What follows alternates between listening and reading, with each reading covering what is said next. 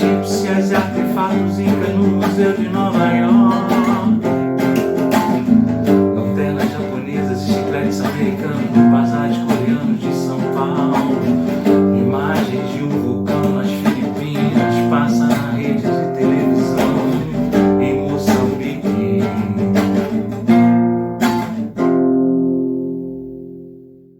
Essa música se chama Disneylandia, ela foi gravada pelos Titãs e eu fiz aqui uma versão livre dela porque ela é uma música muito mais falada, né?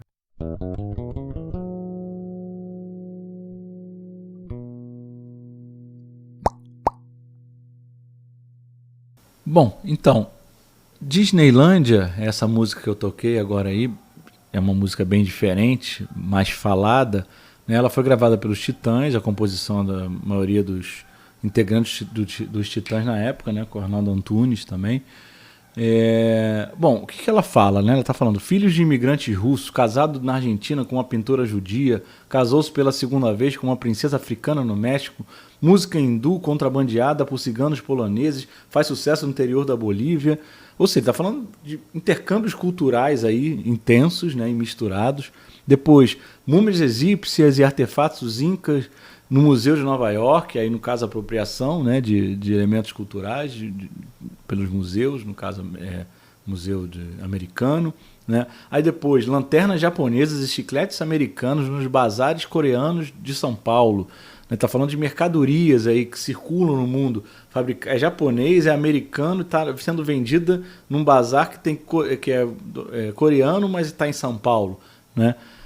Imagens de um vulcão nas Filipinas passam na rede de televisão de Moçambique, está mostrando então essa circulação de informações, né? Ou seja, é uma música que mistura um monte de coisa com um objetivo. E, na verdade, no final dela, apesar disso tudo aí circular, no final chega e fala: crianças iraquianas fugidas da guerra não obtêm visto no consulado americano do Egito para entrarem na Disneylândia, né? Na Disney, ou seja, falando assim, tem muita circulação de coisa, tudo misturado, mas existem grupos que são barrados ainda de sua circulação por determinados espaços, no caso, para entrar nos Estados Unidos. Ou seja, tenta fazer um apanhado de misturas e também mostrando algumas restrições de um processo atual, que é o processo chamado de globalização, né? Que é o processo que é pano de fundo para a ordem internacional que a gente chama de ordem multipolar. Não sei se vocês lembram no outro vídeo, vamos dar uma olhadinha. Então, na outra aula introdutória a esse tema, a gente falou dos sistemas internacionais, nas ordens internacionais, e falamos, por último, desse sistema em equilíbrio. Esse sistema em equilíbrio, entre aspas, que é a ordem atual, a ordem multipolar ou polaridades indefinidas, ela tem como pano de fundo um processo chamado de processo de globalização, que é, de alguma forma, um processo que está sendo descrito em algumas características por essa canção aí, por essa letra, né? Ele tem características de circulação de fluxos muito intensos, mas também tem algumas características de restrições. E essa é a ideia, e é isso que a gente vai trabalhar, vai entender a partir de agora o que significa esse processo de globalização, que é o que a gente vai ver nesse momento. Então, a globalização, né, o espaço globalizado, isso só é falado a partir de um certo momento. E que momento é esse? Um momento em que a estrutura internacional, a ordem internacional bipolar entra em decadência com o fim da União Soviética. Em 1991 foi o fim oficial da União Soviética. Então, aquela outra potência que dividia a ordem internacional, tinha capacidade sistêmica, assim como os Estados Unidos, a outra potência, a União Soviética, ela deixa de existir oficialmente. Consequentemente, a ordem mundial vai se reestruturar, né? E aí, num certo momento, alguns falam em unipolaridade, mas na prática não foi, né? Foi um processo que ainda alguma hegemonia americana, mas mais uma hegemonia mais compartilhada com diferentes pontos, diferentes polos, né? E essa hegemonia compartilhada com diferentes polos tem como pano de fundo, como tapete, né? A tal da globalização, né? E o que é a globalização? A globalização, na verdade, é apenas o que a gente chama de estágio supremo da internacionalização das trocas comerciais, técnicas, financeiras e culturais. Ou seja, é um momento de auge da internacionalização das trocas. Todos os tipos de troca, inclusive de informações culturais, né? Mas também, principalmente comerciais, técnicas e financeiras. Então quer dizer que a partir daí todo mundo teve acesso a tudo, foi tudo uma maravilha. Não. É o momento em que esses fluxos estão mais intensos. Não quer dizer que as desigualdades deixaram de existir, né? Não quer dizer que as diferentes capacidades de ação dos estados deixaram de existir. Todo mundo ficou com a mesma capacidade. Não. Ao contrário. Isso foi intensificado também, né? As diferenças, as desigualdades entre espaços e entre capacidade de atuação dos estados também foi intensificado. Só que outros estados surgiram como capazes de atuar de maneira diferente do que atuavam e com capacidade de atuação sistêmica, que é aquilo que a gente falou nas primeiras aulas sobre esses assuntos. É a capacidade de atuar de uma maneira que altere a relação deles e a relação entre os outros estados, né? Então, mas é um estágio supremo dessa internacionalização das trocas, né? Ou seja, quando se fala em globalização, você está falando em trocas, em fluxos. Então, na globalização, a ideia da globalização é a ideia de intensificar e de alongar relações. Que relações é? Alongar relações econômicas, alongar relações políticas, alongar relações culturais, né? E trocas técnicas, ou seja, alongar a capacidade de interação entre todos os atores, sejam eles atores empresariais, econômicos, ou até atores sociais, como pessoas, como indivíduos, né? É o momento em que essa capacidade de inter-relação ela passa a estar além dos envolvimentos locais, né, de copresença, de presenciais, né, e a interação ela passa também a ocorrer por meio das distâncias. E o que permite uma interação por distância? A existência de redes. Redes em todos os sentidos, né? É a rede que são pontos interligados, né? Isso compõe uma rede. Né? Você pensa nas redes de transporte, que vão facilitar a circulação de mercadorias, como também nas redes de telecomunicação, que vão facilitar a circulação de informações e de capitais, né? Hoje em dia o dinheiro circula no mundo, você não está mandando um papel de um lugar para o outro, você está mandando apenas informações, né, que trocam de um banco para o outro. Você pode transferir seus milhões todos que você tem de uma conta para outra só dando um clique no computador, porque existe uma rede de telecomunicação que permite isso. E essa transferência de valores ela vai ocorrer instantaneamente. Como também ocorre a comunicação instantânea, como a gente está tendo aqui agora, né? Nesse caso eu estou gravando a aula, mas se eu poderia estar falando isso ao vivo com milhares de pessoas ao mesmo tempo me assistindo. E isso só passou a ser possível a partir de um certo momento, com o desenvolvimento de técnicas que permitiram isso. E esse desenvolvimento de técnicas formou a base técnica, a base técnica do processo chamado de globalização, né?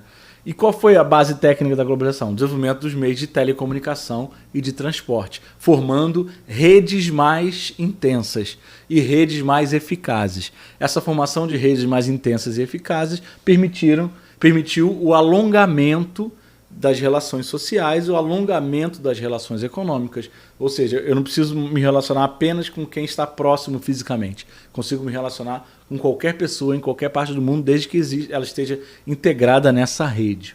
E quando é que essa capacidade de interação, né, mais alongada começa a se estabelecer? Ela começa a ser acelerada a partir da década de 70. Não quer dizer que a globalização oficialmente começou a ocorrer a partir da década de 70, não. Só se começa a falar em globalização oficialmente, como pano de fundo da ordem internacional, a partir da década de 90. Né? Mas as bases da globalização já foram fincadas a partir da década de 70. Por meio de quê? Por meio do alcance da terceira etapa, que a gente chama da Revolução Industrial, ou da Terceira Revolução Industrial. Né? O que foram as revoluções industriais? Então, vindo para a linha do tempo aqui, etapas da evolução capitalista, a Revolução Industrial ela é um marco, tá, A gente vai falar depois disso, né, de capitalismo comercial e industrial, mas ela está aqui, ó, meada do século XVIII, como sendo um marco, né, do processo capitalista, né, do processo de produção dentro do sistema capitalista. Né?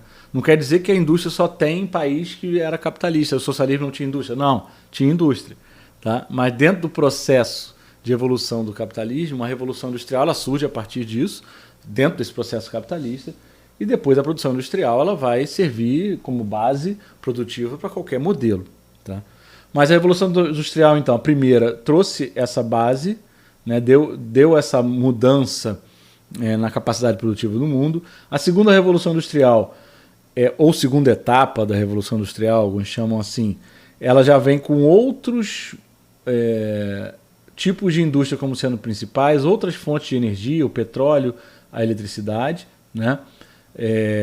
Diferente da primeira, que o que comandava a produção industrial era a indústria têxtil, né? E o que interessa para a gente agora, nesse momento, é falar da terceira, que aí só depois, aqui é século XX, início do século XX. Só a partir da década de 70 é que ocorre a chamada terceira revolução industrial, ou também chamada de revolução técnico-científica ou tecnocientífica. O que ela significa? Ela significou justamente a base do processo de globalização, ou seja, a base técnica que permitiu a intensificação dos fluxos no mundo, o que permitiu a formação desse pano de fundo da ordem internacional multipolar. E o que era basicamente a Revolução Técnico-Científica? A Revolução Técnico-Científica ela foi o suporte técnico da globalização a partir da década de 70, apesar da globalização oficialmente só começar algumas décadas depois, mas com essa Revolução Técnico-Científica, principalmente os setores de automação e robotização foram os setores que mais se desenvolveram. E isso é que permite essa ampliação dos fluxos e principalmente a situação de produção e de inter-relação mais desvinculada da presença física no mesmo local. Então, alguns setores, os setores que mais se desenvolvem na Revolução Técnico-Científica, biotecnologia, informática e telecomunicações, não por acaso. Então, as telecomunicações e a automação e robotização do processo produtivo também, né, isso vai se refletir na vida cotidiana das pessoas. Então, vai gerar uma automação, uma robotização também das relações sociais, também dentro das relações sociais. Né? Inclusive, se a gente fosse viver a pandemia que a gente está vivendo sem ter tido a revolução técnico-científica, muitas coisas que a gente ficou fazendo em casa durante o confinamento da pandemia, ou que a gente ainda faz por restringir um pouco a nossa circulação, a gente não teria como fazer. A gente não teria nem a coisa de ver a live, aquela coisa que todo mundo já estava cansado de ver, lives de cantores, nem isso teria. Né? A possibilidade de fazer reuniões de trabalho não teria, então seria muito mais complicado ter vivido a pandemia no momento pré-revolução técnico-científica do que ter vivido agora, né? No auge desse processo de globalização, no auge da existência de redes que permitem a interligação entre diversas partes do mundo sem precisar da presença física. Né? Então, a Revolução Técnico-Científica ela teve 3 bases. Desenvolvimento dos meios de transporte e telecomunicação, automação e robotização dos processos produtivos, biotecnologia, informática e telecomunicações como sendo os principais setores produtivos ligados à Revolução Técnico-Científica. Ah, mas e as outras produções de outros tipos de coisa? Sumiram? Não. Só deixaram de ter o protagonismo que elas tinham no período anterior. Daí a se falar num novo momento, na Revolução Técnico-Científica ou na terceira Revolução Industrial. Né? E isso foi o suporte técnico que permitiu a gente falar na globalização. A globalização não se baseia apenas no elemento técnico. A gente vai falar isso no próximo vídeo. Né? Existem outros processos políticos e econômicos que vão estar dentro do processo de globalização, né? Que vão ser a base da globalização também. Mas, tecnicamente, o primeiro passo foi esse. Foi a partir da década de 70 a Revolução Técnico-Científica. Então é isso, fico por aqui. nesse ponto falando da globalização e seu suporte técnico. No próximo vídeo, próxima aula, a gente vai continuar falando desse processo da globalização, né, e falar também das fases do capitalismo, diferentes fases da produção industrial a partir dessas mudanças técnicas também. É isso aí e fui!